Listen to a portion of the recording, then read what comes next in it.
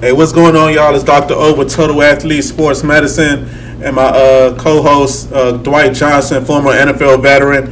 And today we got Marco, one of our coaches, our D-line coaches here at Total Athlete, one of the best in the game. Y'all probably seen a lot of his footage and stuff on social media. Real nice with the social media game. All right, Marco, go ahead and introduce yourself to the people. Let them know what you about. Well, of course, my full name is Jimarco Witherow. So pretty much I got into this field pretty early in my life. I first started off coaching. Right. I started coaching when I was like 15. For real? Oh man, so you were destined to be a coach. Because my brother he was coaching middle school. Yeah. So I was getting out of high school practice and I was just going straight to middle school practice. That's what he went. I was gonna go home with him. Right. So I mean, I was just a freshman. Yeah. And I was just learning stuff from my high school coach, and then a couple hours later, I was just telling the kid what I just learned. Right. So then I told the 7th grade coach, you know, I said I want to be on the staff. Yeah. And he was like, man, I had to talk to the varsity coach about that. So talk to the varsity coach and stuff, and go out too young, this and that. But the next year, I just kept coming around, and then he talked to the high school coach again for me. He was just like, let him go. He's like you can do it. Yeah. So I was able to get the badge and everything, so I can get in the games for free and stuff. Yeah. Oh, so, that's cool, man. So, but it got to a point to where I was coaching FBU. Gym SA All Stars. I was doing all that. That's good stuff. I was number 17 or 16, 17, 18. Wow. So you pretty much was a player coach because at that time, of course, you was a standout high school football player at Miller Grove. Hillgrove. Hillgrove. Right. Which is in what county? It's in Cobb. It's in Cobb County. Yes, Okay. you was a standout defensive lineman. You graduated 2017. 2017. And played at Carson Newman University. Yeah. Okay. Were you more of a inside, outside? Did you play D tackle mainly? Honestly, I played everything, but I was more comfortable in the 3 technique. In the 3 technique. That's why I was comfortable. Yeah, man. That 3 technique. Explain to the people what the 3 technique is. So in a defensive front, we got 4 linemen. The 3 technique is the guy who's he's on the outside shoulder to guard, and he's more of your athletic interior guy. Okay. He the guy. You know what I'm saying. He getting a 2-way go in a lot of situations and stuff. Right. Okay. Yeah, man. But I could play the 1, suck up blocks, and I was coming off the edge. Man, that's but my happy spot was the 3 technique. Was the 3 technique. I was a lot bigger too. I was probably about 40 more pounds. Yeah. For real? Okay. What's up, man? Well, that's good, and it's always good to be a coach that have played the game, because you know the techniques, you know what works, what doesn't work. You have a feel for it, because you actually experienced it. I think those make the best coaches. Even here at Total Athlete, you ever emerged? You've been with us a little over a year. Emerged as the D-line linebacker coach and even O-line coach. Because at first I used to do all the training, and it was hard for me to find somebody that I can duplicate my drills with when you're coaching the D-line, O-line, and linebackers. And he came right in and he came under me and learned a lot and took it to a whole nother level. And it's good to have somebody that can come here on Saturdays. Saturdays we do training. We do football skill training. He coming on Saturdays, man. He mans the whole thing. He works the linebackers first at 10:30, the D line at 12, D line and O line at 12, man. But you like a 1-man show out here, And we appreciate that, man. Yeah. Really do a great job. So what was it like, your transition from high school to college? What was your recruiting process like? How did that go? Well, I'll talk about my first offer. It kind of started slow for me. Like, I wasn't the one who went, freshman years with all these offers, and then coming junior year, I got 40 schools to pick from. Right. You know what I'm saying? I had schools looking at me, but they was always like, we'll see what he turned into because of my grades, for one.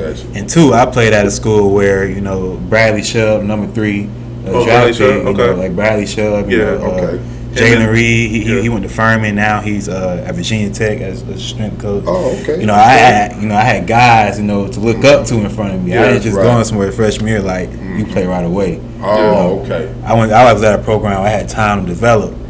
That's it good. was elite athletes. What I'm saying, in front of me. So it picked up for me probably junior year. Junior year, I had a highlight tape of 4 games because I dislocated my elbow in the 4. It was like the second to last play, dislocated my elbow. Put me out for the season. Shoot, but I put together a pretty good 4-game highlight tape. Yeah, man, that's good. That's good. I got my first offer for 4 games. And who was your first offer? Eastern Kentucky. Oh, Eastern Kentucky. Okay, EKU. EKU. Yes, sir. Yeah, yes, sir. I remember I was talking to him on Twitter and stuff. He said, "I'm coming to check you out come spring. Right. See if you really what you saying you is." I'm like, you know what I'm saying, you don't want to miss out on me. Right. So he came to school. He came in the spring and coach had me. We was running the 3. Yeah. We were running the 3 and a 4-man front. Right. But the day he came, coach had me right on nose, head up on the center, and I was just whooping the center. Yeah. Right. Wow. Somebody push, pull, face in the ground. So that man called me the next day. I was on the way to weight training. I was in the locker room getting ready for weight training. Called me the next day. He was like, "Hey man, coach," I was from EKU. He said, "We're gonna go ahead and offer you that." Man, that's real, man. So that was your first offer. Yeah. So what made you choose Carson Newman University? Carson Newman, yeah. Well, Carson Newman University is honestly what I fell down to. Okay. Honestly, I played the recruiting process wrong.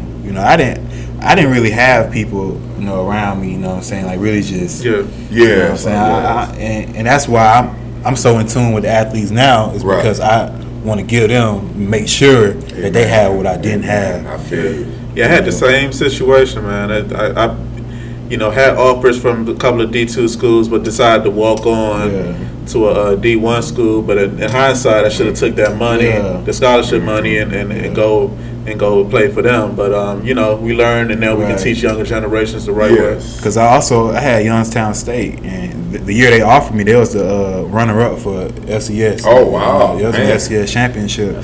So I knew them big time, but it was asking me, to come out, come to these visits, come to that visit. And my dad was, but it's give and take. My dad was like, "Man, we ain't going nowhere if it ain't being paid for." Yeah, that's right. He said, I ain't wasting no time with nobody. But the only thing is like that's cool, but it's like you have to know who you are. You know what I'm saying? Know really what position you in. Right. You know what I'm saying? I wasn't quite in position. I was in position to where I still needed to keep proving myself. Right. I got you. Know what I'm saying? And I got these offers, and I kind of stopped proving. I was like, okay, now I got these offers, and I just didn't understand how the game really worked with these offers. And the good thing about it is everything you went through prepared you to be a mentor to all of our kids. As you see, we had 10 guys sign D1 college scholarships this past year. He's a big mentor to a lot of our college guys that are going to college, guys that are seniors now. My son DJ, Popo, the guys that come here, I see you talking to them and mentoring them. And I feel that that's the main thing. We take our experiences and we take our pain and it turns into our purpose. Exactly. You know what I mean? Exactly. I think that's the big thing, the blessing of it all. Right. Yeah, exactly. Yeah. And you said, so where was your school located at? Jefferson City, Tennessee. Tennessee? Mm-hmm. Okay. Yeah. Cool. What conference was that? The SAC conference. Okay. SAC conference, right? Cool. What did you like about that school? When I went there, honestly, like I said, because I was like everybody pretty much signed. I think I signed. Yeah, I signed the second go around in February because everybody pretty much signed early, right? And because the D1s, they was kind of like waiting on, like, even Tennessee Tech came. They was like, man, if you can just get this on the ACT, we'll offer you. And that was back during the ACT. It was big. Now it's test optional now. It was like, man, look, just score this on the ACT. We'll offer you can come. Yeah. So like, go take it next week. And I went and took it. And I was like a 0.5 below. Man. He's like, man, take it again. Right. You're like, man, go take the test again. I'm telling you, he's like, bro, we like you, man. Just take the test again. Got the same score. And coach he kind of just slowly. He was like, man, we got back off of it. Yeah, but just to say that, I grew up in an era where you had to take the ACT, SAT, and it kept a lot of people from getting into school because of that. It doesn't mean that kid is not smart. It's just that standard-based testing doesn't work for everybody. Yeah, everybody's different. It's not a true testament of a kid's intellect. Yeah, you know what I mean. They don't really. A lot of times, especially with the public school system, they don't teach to the test. They don't. A lot of people who are doing well on these tests, they actually take private classes or they have a class dedicated to how to take a test and things like that. To learn the tricks of the trade is about how to take the test. It makes a big difference. And they're taking a whole bunch of practice tests. Like in an earlier episode, I mentioned when I took my national board exams for my physical therapy program. I took like 10 practice tests in order to get ready for that test. Wow! And then once I felt ready, once I got all that preparation in with all the studying I was doing, all the hours I was putting in, the test was the breeze.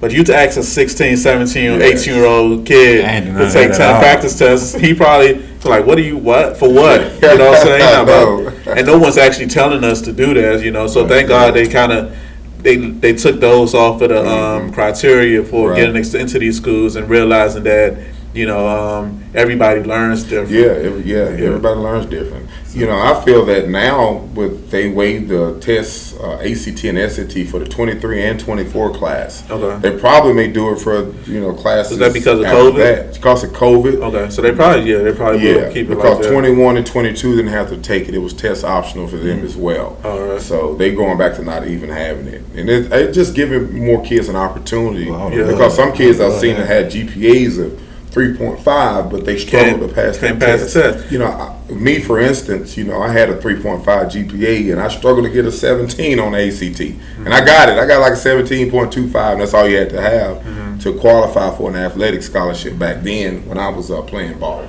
But it messed a lot of people up to where they had to take the long way around. Yeah, I remember even there was this girl I used to talk to back in the day when I was an undergrad.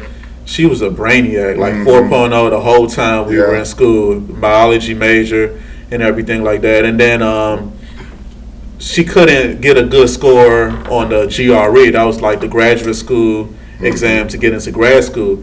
Couldn't get a good score on the GRE. Wow. But luckily for her, she still was able to go to grad school. She end up going to Emory. Emory, okay. And then getting her PhD at Emory in cancer biology. Wow. But it's like something like that. It could have kept a whole PhD, a whole genius from getting into a program that you're good enough for, but you don't know how to take standardized tests. Standardized tests. That's it. You know what I'm saying? So but to finish up, Carson Newman. So Coach, what's his game? I know his first name is Aaron. I forgot his last name. He came, he came up to school and talked to me. He was like, man, I know you're a D1 athlete, but he was like, man, I just don't know. You know what I'm saying? At this point, if D1 athletes really still filling up their roster. Yeah. I mean, D1 school is still filling. He was just like, man, we're a D2 school. He was like, but I think you'll like it. Yeah, like, man, just check us out and stuff. Yeah. But I'm asking, I'm like, so like, you offer me or what? I got his little ego. I'm like, man, is this an offer or not? Right. And he just said, yeah, man, we offering you. Right. Okay. He's like, yeah, we offering you a scholarship. So I was like, okay, cool. I'll come up there and check it out. Yeah. So I went out there and checked it out. And they did. They got $1 million facility. I mean, they weight room, everything they had was D1. Yeah. Football. You know what I'm saying? Jumbotron. I'm like, man, nice. Like turf facility. I'm like, sure, I can see myself here. It's nice. So, I mean, I didn't really think about the school too much. Right. I went solely because football. I'm like, man, it's the closest I'm gonna get to the experience that I want. Right. And I tell every athlete, not just football, basketball, baseball, go with the right fit. Right. Everybody's focusing on, you may have 10 offers, 20, 30 offers. A lot of guys make the mistake of going with the best offer. And that's wrong, but go with the best fit. The best fit for you that fits your playing style. They got the academic, major you're looking for. Go with the best fit. You know what I mean? I think a lot of people wouldn't be in the transfer portal if they went with the best fit for them and not that. Because everybody, you may have 20 offers and you got a lot of G5 offers, and you get that one, let's say Penn State jumps out of nowhere and offers you over University of Buffalo and Akron and them schools. You're like, okay, I'm gonna take that offer. Right. Well, you was never their first option to start with. Exactly. Because some few people, they like you, but a few guys they had ahead of you, and they said, okay, let's go to the third, fourth, fifth, sixth option or whatever. Right. These guys, you were number one on their board. Right. So wherever you number one on their board, they have a plan for you. Exactly. And that's why I tell these kids, focus on where you're number one on the board, because now you're gonna thrive. And I can't say that happened with me naturally, because with East Kentucky, Youngstown State, and the other D1s. Right. You know, I met the other D1 that they offered. Right. You know what I'm saying? I had my same body type. We were just fat. You know, we actually was in camps together. Right. You got off from EKU. I got off from EKU too. You know what I'm saying? Yeah. So, but in our heads, just like, dang, if you go, then it's like, I'm probably not gonna go because they say look for one D lineman. Yeah. 2 D linemen. Right. Yeah. It's all a game. You know. It's a game. You know, and it's a business for them. You know, these coaches are trying to feed their kids and things like that. So, you know, they're going to try to nurture us and nurture the student athletes to come into their school but at the end of the day, you know, if one person can't show the next man up, you know. You know, because they got families to feed. Yeah, they do. But as you said, like with Carson Newman, they had a legitimate plan for me because I went in there at 18, right? And as soon as Coach made the board, it's 22-year-olds on there like, how's he in front of me? Yeah, exactly. But like, you don't know, we got a plan for this kid, right? Yeah, they got a plan for. We got a kid here that just went to VMI. Yeah, right. Yeah, Jeffrey, we posted him on our Instagram. You know, Jeffrey Spade, man, has been with us since he was 10 years old. He started at VMI. Yeah. And, you know, it's the FCS program, Division I, still Division I AA, but hey, he started. He played last night against Wake Forest. Oh, wow. Played a great game, too, against Wake Forest. This kid, man, and he got offered at the last minute. He got offered the day before his graduation. Wow. Ain't that something? Like, he wasn't there for the December signing day or the February signing day. He got offered, but he never had a bad attitude about it. Yeah. He kept coming in, working out, smiling every day, and he was blessed and honored with that offer and stuff. And VMI came at the last minute. What's the old saying? He may not come when you want him, but he's always on time. Right. You know, that's how it is in life. You know, things never happen sometimes the way we expect it to happen. But if we trust the process, everything will work out in our favor. And that's what he did. And he went to the right fit for him. Right. And look at him. He's starting as a true freshman. True freshman starting. Right. I think he had a sack against Wake Forest, man. Look at that. Just like that. He's going to be a 4 or 5 year starter. And, you know, if the goal is to get to the NFL, now he has all the tape to prove what he can do. Started as a true freshman and can do it. Where is VMI located at? That is VMI is located. It's up in Virginia, I believe. Okay. Yeah, it's up in Virginia. What is it called? Virginia Military Institute. Okay, cool. Virginia Military Institute. It's up in Virginia. All right. But yeah, man, he's loving it. He hits me up every week and tells me, "Oh, coach, I did this. They gave me the starting defensive tackle spot." I said, "Man, that's awesome." But you see a kid that's hungry, and I think that if a lot of kids have that mentality, just working hard, it's not about the glitz and glamour. Listen, the cream of the crop will always rise to the top. Right. No matter what. If you're a good ball player, you're a good ball player. You're gonna rise to the top. Trust me. Yeah. You know, and some of your peers, and I think a lot of times comparison is the thief of all joy. Exactly. You know, kids like to compare themselves. Well, my friend got a Power 5 offer. My friend has a G5. G5 offer means Group 5. You know, Group 5s are like, you know. The SEC. The Group 5s are like the University of Buffalo, the Miami Ohio, the ECUs, the Cincinnati's, the UCFs, the USF. Those are Group 5s. Okay. You know, Power 5s are the Power 5 conferences. We all know the Alabamas, the SEC, the Big 12, the ACC, Big 10, all that good stuff. But I think that they get comparing themselves, and it takes away from their excitement. Right. You know, and I tell them, no, you just focus on being the best version of yourself. Right. You know, stay in your lane. You end up where he's at no matter what. You know, exactly. All of it's D1. All of it's a free education. Whether it's D1, D2, D3, hey, D free. That's what we say. D free, right. D free. Get a free education, man. That's what it's all about. That's exactly right, man. And I feel that more kids focus on the right fit and just not really get caught up in the big schools and this and that. It's gonna all work itself out. If you're a baller, you're a baller. Yeah. You know, it's gonna all come to the light. How do you feel about the NILs? Like, what kind of effect you think it's having on the whole recruiting process and people picking schools and things like that?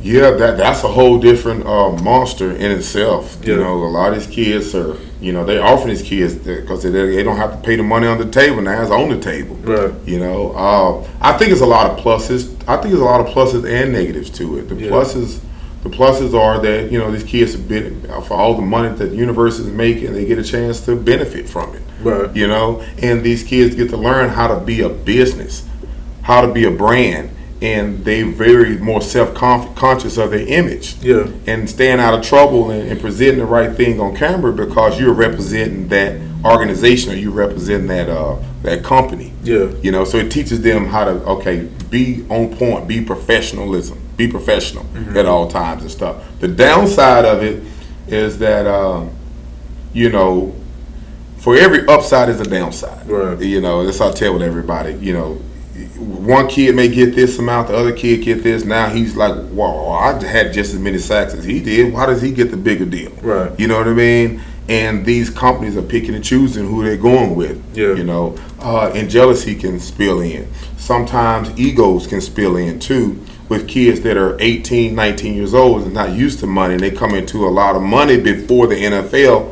Are they able to handle it? Exactly. Don't you know that you have to pay taxes on this money at the end of the year? Another thing, right. That they're not looking at. You just not just gimme. You got to have the right people in place. You know, the right tax accounts to make sure you don't owe the IRS a whole bunch of money at the end of the year and things like that. And that's something they don't necessarily teach in high school about taxes and things like that. They don't teach about finance. Yeah, finance. You know, and I think every athlete needs to learn about finance, how to deal with finances and stuff, especially when you come into a bunch of money and stuff like that. I love it, and you know, but it's just the ego. Now you got a kid that's getting more money than his positional coach. Right. So the coach yell at him and cuss him out and get in his butt, chew him out. What is he going to do? You know what I mean? Is he going to humble himself? Right. Some people don't. You know. Yeah. You know. Some people, hey, you get the cuss. Now you got to worry about this kid transferring if you get into an argument with him. Exactly. You know what I mean? Because he have probably about 10 other schools waiting to get him. Right. You know. So then again, there's no loyalty in the game no more. Everybody jumping from ship to ship. You know, the transfer portal's good, but it's an upside and it's a downside too. Yeah.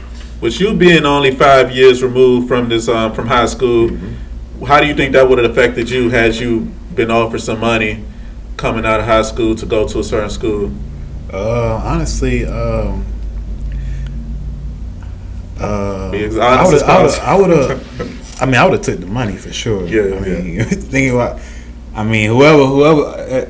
For me, whoever offered more money, that's where I'm going. Yeah. You know what I'm saying? Because at the end of the day, like I said, be as honest as possible. Right. Even when I teach kids now, you know what I'm saying, I try to mature them, you know, quickly. You know, football is business. You know what I'm saying? I want them to know that. You know, I want them to know that you gotta understand you putting your body, you putting your life on the line. Yeah. A lot of people will say, "Oh man, you're just supposed to love the game." You know, so you gotta do it. I'm like, it's hard to tell somebody you're supposed to do something just simply for that reason. I'm like, man, you got putting things on the line. Like, you putting your family on the line. Yes. You know what I'm saying? Your dad investing money in you to go to all these camps and stuff. So I'm like, you gotta understand all the business that's going on. Yeah. You know what I'm saying, behind this. So I definitely, I support NIL because, you know what I'm saying, it's giving guys opportunities. You know, well, if guys say, man, forget it, you know what I'm saying, I got what I needed from the game. I don't gotta go, you know, sacrifice myself for 5-10 more years. Right, You know and that's a plus, and also it could be looked at as a minus because now this kid is how can I say it, is not as much motivated to go to, because you know how the league, you know, is this kid still hungry? Exactly. You see what I'm saying? And, you know, because some kids, you know, they hungry in college. When they get to league, make this money, that's what they working toward. This $1 million of contract, a big, you know, contracts and stuff when they get to the league. Right. And they get it before that, it's like, you know what I mean? Like, I got money already. But then again, it helps because now that kid is playing for the love of the game. It's not about the money. So it can go both ways. Go both ways. Yeah, it can go both ways. Yeah, and you know, anybody, and like recently I saw there was this kid, he was a lacrosse player. He was like the best player in the country at the University of Maryland lacrosse. When he graduated, played 1 year at a D1, a D2 school at quarterback, and just made the Falcons roster as a wide receiver. I saw so that. You don't even I'm not gonna say he don't love the game. I don't know him, but more than likely he don't love the game like someone who's been playing football since they was 5 years old. You know, someone who's been playing receiver all their life. And they didn't make an NFL team, but here comes this lacrosse player that played 1 year at quarterback, makes an NFL team as a wide receiver. But you know, at the end of the day, it's a business. You know, they're gonna take the best 52 or whatever the roster is now, and they're gonna run with it. So you know, it is a business. You can love it all you want. You know, and then one day you're gonna just be just like us. The game gonna be taken away from you. You're gonna have to be doing other things, business owners and whatnot, professionals and whatnot, and so you do have to think of it as a business. Whether you're playing football, basketball, baseball, soccer, whatever your sport is, it's not always going to be, fun.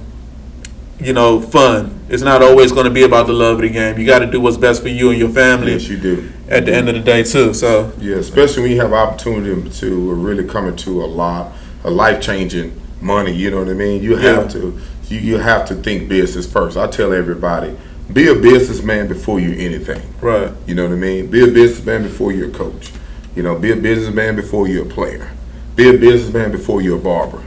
Right. That way you understand the business side. Take care of business first. Then you can do what you love to do. Right. Then you can be a nonprofit. You can give to the poor and all those things. Yes. The more you have, first, the more you can give. So exactly. Business first. Yeah. But me leaving the game, from a player, I don't think it affected me early on. Because it was like a divorce, man. We loved it, But not even that. It's like after I made it mature, like 1 or 2 years, it's like okay, so it's like now, man, I'm 22 now, and I'm looking back.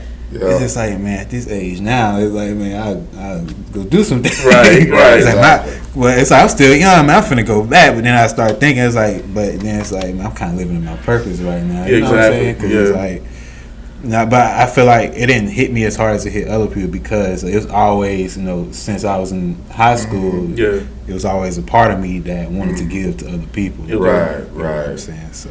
Yes. So I'm, I still feel like I'm a part of the game. It's just in a different role. Different world. Exactly. Yeah. Exactly, man. And you're Marco, you're added value to Total Athlete. First of all, you come in here, man, and you've added so much value as far as the D-line training, the speed and agility. Not just he does football skill training for O-line, D-line, and linebackers, but he's a specialist as far as speed training, jump training, weight, strength and conditioning, one-on-one classes. Guys, we can do all that.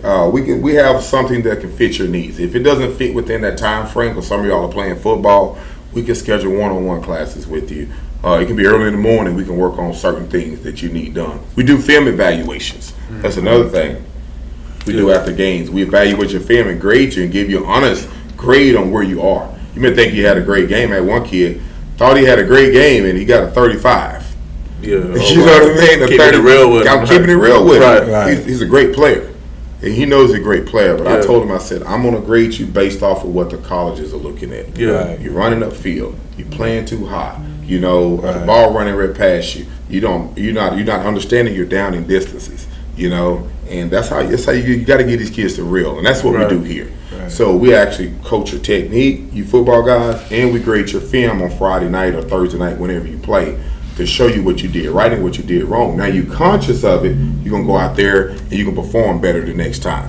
We're going to correct those mistakes. And that's the way I was blessed, because I feel like I had college coaching in high school. Right. There'd be times, I made ball height, boom, I take out, boom, blow up the backfield, but come film time, he was like, he didn't even touch the guard. Yeah.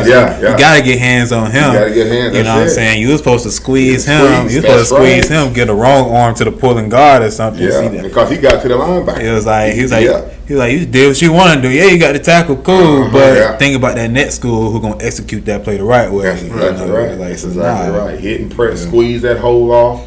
Squeeze the inside gap off, play your gap, control the line of scrimmage, man. Honestly, shoot, man, my high school coaches taught me more than my college coaches did. Wow, that's real. Wow. I had a real good high school. Yeah, real good high school. It's good, man. It's good stuff, man. Good deal. Yeah, I heard a lot of good things about the schools up there in Cobb County, bro. It's like really good school system. A lot of really intelligent people up there. So cool. Sure. Cool, man. So this is a question I haven't asked anybody yet, but you being only 22, where do you see yourself in like 5 to 10 years? I'll be 24 and 24. Okay. 24, September 18. Okay, September. Yeah, you got a birthday in 16 days. Yeah. So what was your question? Where do you see yourself in about 5 to 10 years? Let's say we're looking at this tape now. Another 5 years. Where do you think you'll be? What do you be doing by now? 5 to 10 years, man, I see myself just everywhere. To be honest with you, I try to. Actually, I was talking to my great uncle yesterday. Yeah. And he had on a gold pendant, and it was an anchor. It was an anchor, but at first I couldn't see. I'm like, what's that? What you got on? And he's like it's an anchor. And I was like, okay, what that mean? Yeah. Right. He's like, man, I've been wearing this for over 30 years. I never noticed, but he was explaining. He was like, no matter how big a ship is, no matter how small, how big, he said, you drop that anchor, he said, the ship gonna stop moving. It's true. So he said, you gotta anchor down in the truth. He's like, whatever the truth is, you drop your anchor there, you anchor down in it. You know what I'm saying? So that's just what I'm trying to do. You know what I'm saying? So whatever I got going on today, you know what I'm saying? Whatever worked for me today, I just anchor down there and see where it's gonna lead me to the market. It's so many. I think about real estate. I think about everything. Multiple streams of income. All types of passive incomes and stuff. Passive income. So it's hard to predict, but I just know if I anchor down in the truth, brother. All right, that's what's up, bro. Yeah, man. So we appreciate you having you on the show, Marco, man. We definitely gonna do this again. Appreciate you, boss. Appreciate it, man. So that's it for this episode, y'all. We appreciate it. We'll see y'all in the next episode. Look out for more interviews from our other trainers, our other members of the Wall of Fame. Y'all can see some of them from this angle. Some Alabama guys, some Georgia guys, some Florida guys, Vanderbilt, VTech. We get them all over the place. But definitely look forward to talking to y'all soon. Have a good one. All right, y'all take it easy. Take it easy.